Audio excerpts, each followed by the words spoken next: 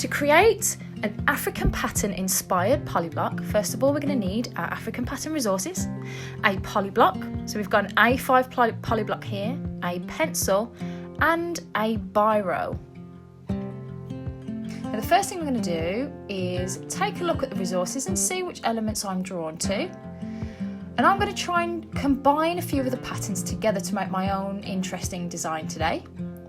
So the first thing we're going to do with my pencil is very lightly map out the basic ideas of my design. Whilst I'm sketching out the basic lines and shapes of my design, I'm thinking carefully about the overall composition and thinking carefully about the fact that it needs to be a pattern and these shapes need to repeat. So once I'm happy with my composition, then I'm going to take a biro. Now a biro is a blunt-ended pen, and this will allow you to create pressure without tearing the polyblock. So I'm going to use a back and forth motion with my biro and steadily and carefully apply pressure to create a groove in the polyblock. Now these grooves are very important, and they need to be deep enough for you to be able to feel them with your finger. You'll notice from time to time that I run my finger over my design to make sure that those lines are the correct depth and thickness. Now you'll notice that I hold my pen at an angle. Now this allows me to make the thick lines, so it allows me to create a groove in the polyblock. Remember that the depth and the thickness of the lines are really important. So thinking about, again, it being a pattern, I'm starting to think about the smaller details now.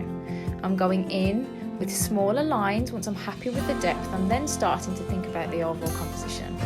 So just following those pencil lines and adding smaller and finer details as I go.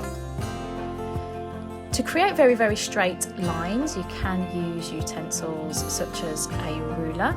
And again, to create the perfect circle, if you have something that would be an appropriate size, you can draw around that to create your circle. If you're very confident, you can attempt the circle free-handed like I have there. Now, because I've used lots of straight lines, I am trying to break up the monotony of those straight lines by using some curved lines just to add some extra details into those blank spaces. The more interesting our polyblock, the more interesting the overall print. So I am going to finish my design there just to give you an idea of what to do. So what we're going to be using is polyblock printing ink, 2 rollers, one for rolling the polyblock and one for a dry, and then a tile or a palette or flat surface in order to apply the paint. Now when we apply the polyblock printed ink, we're going to apply a 20 pence size piece and size blob to that tile, and then we're going to be using a roller held like this, 2 fingers into the 2 little grooves. Whether you're left-handed or right-handed, either way it will be held in the same way, and rolling the paint out onto the tile. Now the idea is that I'm changing the direction in order to apply a really even layer to the roller. So it's not so much, I'm not worried about the tile itself, I'm worried about what the roller looks like, making sure that there's paint all over the roller and it's even coated. So what I'm going to do now is take my polyblock, making sure that the lines are the correct depth, and then I'm going to very carefully roll out the paint onto the block itself. I'm going to reload the roller and making sure that I change my direction in order to cover every section of that polyblock. I don't want to leave any section uncovered. So as you're applying that paint, you will hear a sticky sound, and it's that sticky sound that's important, and it tells you that you've got the correct amount of paint on your block.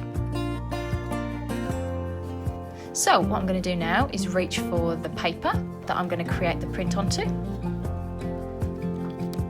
and I'm going to take my polyblock, and being careful to save paper, I'm going to put my block into the top corner. Very carefully press it down and hold it in place with one hand, reaching for the dry roller, and I'm going to roll very carefully making sure that I roll and apply pressure over the entire block, not to miss out the corners or any section. This is a really crucial step to help the paint and the Polyblock connect with the paper. Notice here how I flip the paper and peel it away carefully from the Polyblock. And notice where you have created those lines and added that pressure with your biro. Those grooves haven't connected to the paint, so they've been left blank on the paper. Notice how the print is a mirror image of the Polyblock itself. I'm going in with slightly more paint this time to try and create a fuller print. The initial print was quite faint, so I'm going to go in with a little bit more paint in the hopes to create a bolder, fuller outcome. So again, in this idea of saving space with the paper, I'm going to go back in with our dry roller, holding it in place with one hand and rolling with the other, changing direction, peeling the paper away from the block, and there we go, a slightly more fuller outcome. As an overview and looking at the composition, I could go back in now and add more detail and line work to make my overall print even more interesting. Now, when you are using your rollers, please make sure that when you place them on the table, they are upside down. There's a little lip to rest them in. And again, thinking really carefully about experimenting with colour and making sure that your lines are the correct depth and your poly